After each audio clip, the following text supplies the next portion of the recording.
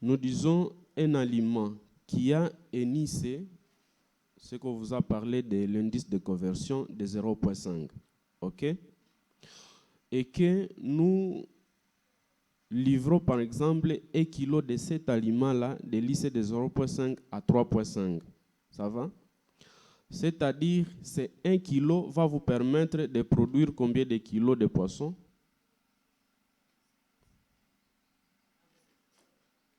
1,75 va produire 1 kg de poisson. Est-ce qu'on se comprend là-bas? Alors, si on vous a montré que grâce à la production, par exemple, d'asticots, vous pouvez réduire les coûts de production jusqu'à 50%. Cela veut dire que 1 kg sera produit à combien? Vous divisez encore les 1,75 par 2. Ça devient combien? Alors, si avec 0,8, vous produisez 1 kg de poisson, et vous voulez fabriquer l'aliment, pourquoi? Pour produire à 0,1.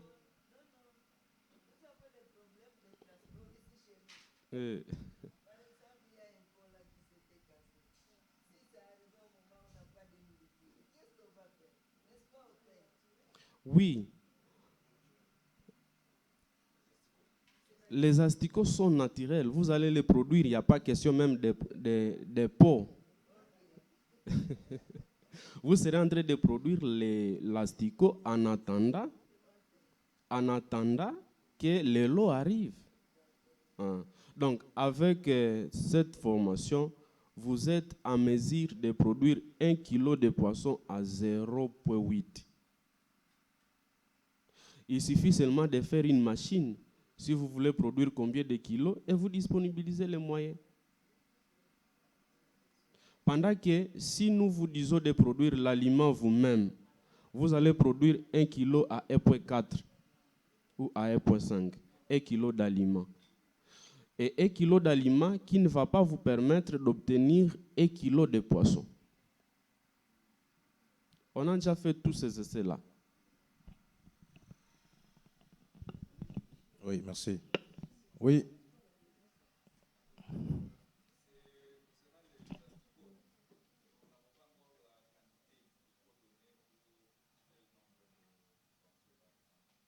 Non, moi, généralement, les asticots, c'est à la volée, à la famine. Hein. Donner autant que possible. Oui. Eh bien, ah oui, oui. Non, il n'y a pas de... Les mouches soldats noirs se produisent de la même façon que les asticots. C'est le même protocole de production. Mais vous allez plutôt aménager une enceinte avec des moustiquaires. Donc, au-dessus de votre substrat, ok, vous allez mettre un moustiquaire ou un filet moustiquaire qui doit retenir les mouches qui vont se développer de la pourriture, de la décomposition des asticots. Alors, ce sont ces mouches qui sont encadrées et qui sont encadrées de manière spécifique pour donner des mouches soldats noirs. Vous comprenez? Oui.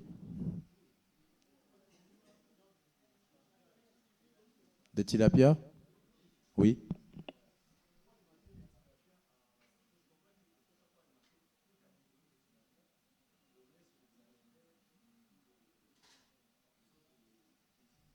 Non, c'est pareil.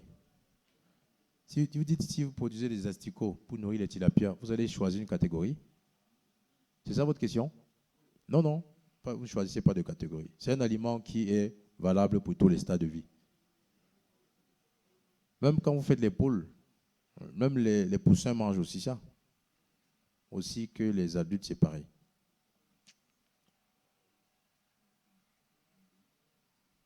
Bon, nous allons progresser.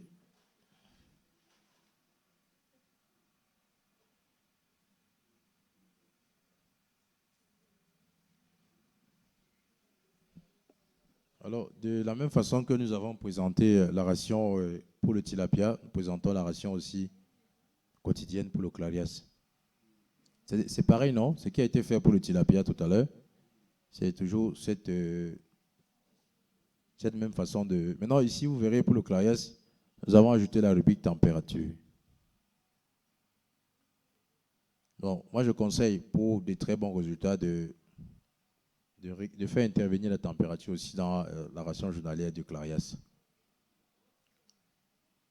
Donc, le tableau, je pense que tout le monde le comprend. Considérez que les chiffres qui sont, entre autres, 1, 3, 2, qui sont tous là, ça constitue le pourcentage de la biomasse.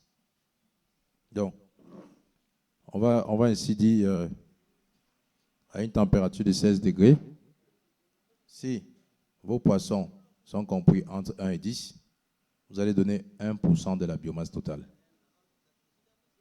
Si vos poissons sont dans cet intervalle de poids et que vous êtes à 26 degrés, vous devez calculer 9,5% de la biomasse totale par jour. C'est en fait ce que ça signifie ici comme précision. Est-ce qu'il y a des questions? Oui. Oui, de l'eau. Parce que vous devez en principe tester la température de l'eau chaque jour. Oui. Et 3 fois par jour même en fait, matin, midi, soir. Oui. La liste des équipements sera présentée tout à l'heure. Joël, vous avez ça, non?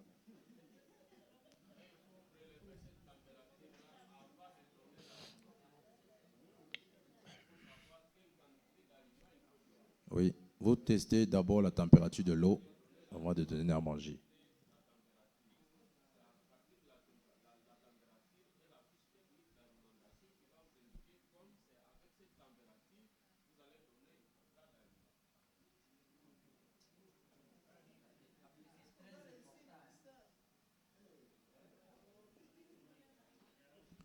Alors, hier, à la suite de notre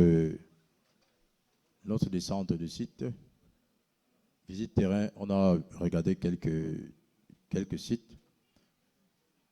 Et nous avons constaté que la plupart des étangs avaient beaucoup de problèmes d'oxyde de fer. Beaucoup de phytoplancton morts à la surface des étangs qui ont été observés. Ceci constitue aussi un problème, comme nous avons mentionné, dans les paramètres à réguler dans la gestion de votre eau. Donc, alors, vous voyez, lorsqu'on fait une formation comme celle-ci, c'est vrai que le temps étant aussi limité, 4 jours pour avoir tout le bagage, pour pouvoir réussir un projet, ça devient un peu comme une matière qui est parfois difficile à digérer d'entrée de jeu. Ça prend du temps. Je me rappelle, dans mes débuts dans l'aquaculture, le tout premier stage à l'université que j'avais fait, c'était en 2007. On avait du mal à savoir ce qu'on faisait. Donc, on avait étudié l'aquaculture au secondaire, mais à l'université, c'était autre chose. Nous sommes arrivés en stage, on n'arrivait pas à comprendre tout ça. Quand on peut aller tester tel paramètre, de quoi il s'agit. On m'a dit de vérifier la dureté, je fais ça comment, le pH, comment je regarde tous les paramètres. On me demande d'apporter du bicarbonate, comment je fais. C'était très compliqué. Et ça a pris beaucoup de temps pour pouvoir intégrer toute cette notion dans avant d'arriver à ce niveau. Ça demande beaucoup de travail. Alors c'est pourquoi je me suis dit hier, si je viens à Béni,